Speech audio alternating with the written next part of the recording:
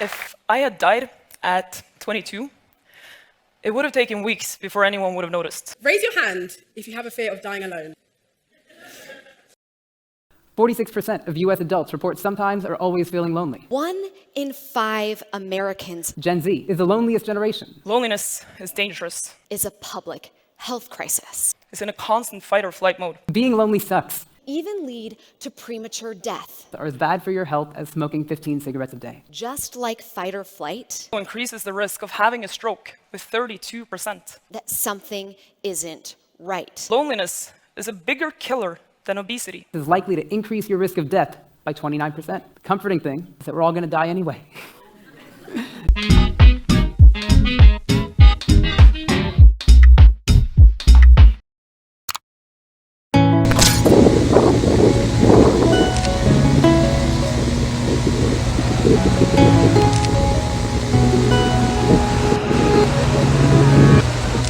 As humans, yes, we are social animals, and yes, relationships are key to living a happy and fulfilled life. Our need for connection is ingrained in our DNA. However, we as individuals are nevertheless destined to come and leave this world alone. Hello, and we're going to San Diego. Instead of just like hanging out with a friend, I am going to hang out with myself. We're going to have like a date on our own, and we're going to take some cute Instagram photos. Hence, I brought like 3 outfits and like 3 pairs of shoes for this one night trip. It's totally reasonable. No matter how connected you are with your loved ones, there will be times that you need to face challenges that can only be overcome by you. God, there's a human walking in the street. There will be times that no one else can or will understand what you've been through, no matter how empathetic they are. To keep left onto I-5 after 2.9 miles. But mind you, being alone does not necessarily equate to being lonely. As I've learned, especially this year, that the better I was at being able to be with myself, the better I became at being with others. Quite counterintuitive, but if we cannot feel whole on our own, our social interactions with others will be on a need basis, which throws the relationship off of a balanced equilibrium and leads to complications. In a world where society teaches you that you must always have a companion and that romance and marriage is your biggest achievement that you can attain in this life, that's actually a very flawed concept. And you'll find that even if you are in a relationship or even if you are married, you can still feel lonely. The reason why you feel lonely is because you feel misunderstood. It's because you aren't giving yourself enough room to learn who you are. You can be in relationships and still be lonely because you don't feel understood. Often we use our relationships with other people as a distraction from ourselves. Because you don't even understand yourself. We're at the first place. I don't know if you can see it. Gorgeous architecture. Let's now look at what are the differences between being alone and being lonely, which are often inaccurately associated with one another. Being alone is a physical state where you are physically by yourself. I'm having so much fun, you guys. Like, there's people judging me at this church, but it's so pretty, and I am just like having a good mood and don't give a shit. Also, I look like I'm so strong, but this tripod is literally the lightest thing ever. Look how pretty this place is. Props to whoever designed this church. Being lonely is an emotional state where you are feeling alone or disconnected from others, even when they are right next to you. It's not just a sad feeling. Think about the feeling of being all alone. Feeling disconnected. So although being alone can indeed generate feelings of loneliness, one can also feel happy, content, and loved when they are by themselves. Whereas being with others or even a huge crowd might bring great joys of connection or make one feel lonelier than ever, much like how I felt during college. But what exactly do we do about it? I'm back and my hair is a freaking mess. You take out your phone and you find literally anything else in the world to think about. And I still have so many places to go with like this hair. Maybe you'll post a picture. Maybe you'll tweet something. I'm like finally here. Parking took forever and I don't even know where I am. Maybe a ton of people are actually going to like and comment on what you post. Okay, apparently I'm at the Women's Museum of California. And for some reason, you just still feel hollow inside. Still feel hollow inside. So why is it uncomfortable being alone? The other 3 friends I have in SD, yes, I only have 4 friends in San Diego, but like all of them have plans. Nobody makes last minute plans on a long weekend except for me, so I don't need to explain myself. The answer is simple. We don't know ourselves well. We are strangers to ourselves. But a simple yet surprising truth to some is that you don't get to escape yourself, ever.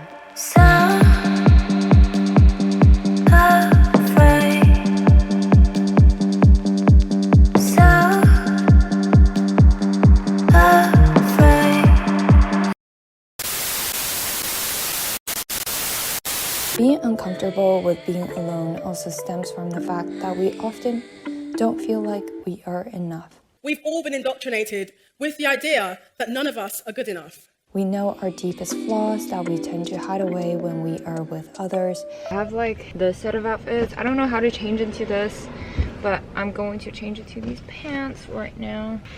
Don't worry, Zoe is wearing shorts underneath. It is not public nudity. Complete.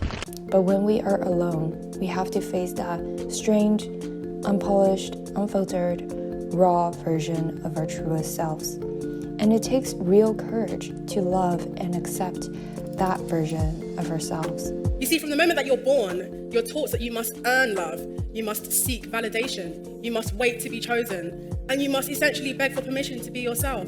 And the only way to be comfortable with being alone is to choose yourself every time. I really do enjoy this trip so far. Like, I could just stop anywhere, go wherever I want to go, eat whenever I want to eat, and it's been good so far, so let's go. Time spent with yourself is never time wasted. Spend the time to get to know yourself like you would with a loved one. And trust me, there will be new discoveries every time. New thoughts.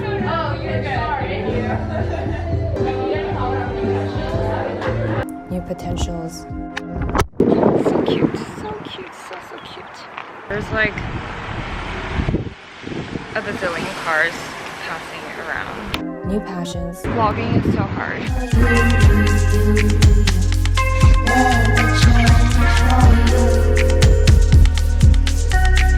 Being alone also makes you feel vulnerable. Very. Honestly, like for the longest time, I dread taking my own photos in public. But the vulnerability stems from your lack of trust and confidence in yourself. Because it's embarrassing. So, did I feel very awkward walking around with a huge tripod and posing for self-timer photos for 2 hours in this random neighborhood? I swear this neighborhood hates me. Absolutely. Gotta do what you gotta do when you're solo. But the new trust I built with myself is unexplainable in words and stays within my character. So I'm going to go to Sunset Cliff, get some food, and then wait for the sunset. I'm like panicking if my car gets towed away. What most of us miss is that the art of being alone, but not lonely, is dependent not only on our abilities to connect with others. This motorcycle guy just parked right in front of me. How rude. But more importantly, our ability to connect with ourselves. I really want to eat right now, but I want to pick like a cute In a quarter mile, turn right onto Sunset Cliffs Boulevard. Yep. To feel less lonely, we don't just need to connect with others and be less alone. We need to connect with ourselves and practice getting comfortable when we're alone. And like every skill in life, the art of being alone takes practice. Okay, so here's me parking at a random place because I want to try this first before it goes cold. The practice of becoming comfortable being with ourselves and being ourselves. This is worth me randomly pulling over to give it a taste test. but I need to go to the beach and eat it by the beach because that's why we're here. Let's go.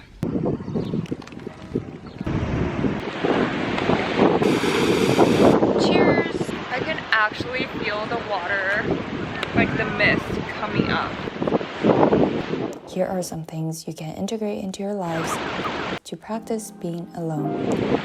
Taking a nice long shower or a bath, taking a solo trip like this one. I would totally recommend going out with yourself. It's honestly like quite nice. Going to the gym, watching the sunset, taking a drive, watching the raindrops, watching the night city lights, journaling, sipping on a cup of your favorite caffeine in a cafe, taking a walk without your phone. The key is to have enough silence for your thoughts to emerge, for you to focus on the present and your state of being. And as a reminder, like all skills, building them will take time. I changed into my puffer, A, because it's cold, And growing will be uncomfortable.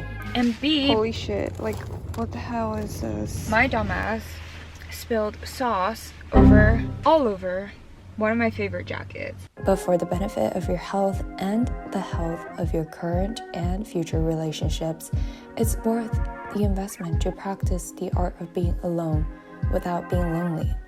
Hope you enjoyed coming along this trip with me and our discussion on loneliness. Don't forget to like and subscribe and follow me on Instagram to join my growth journey. Happy holidays and see you in the new year. Bye. I'll be myself.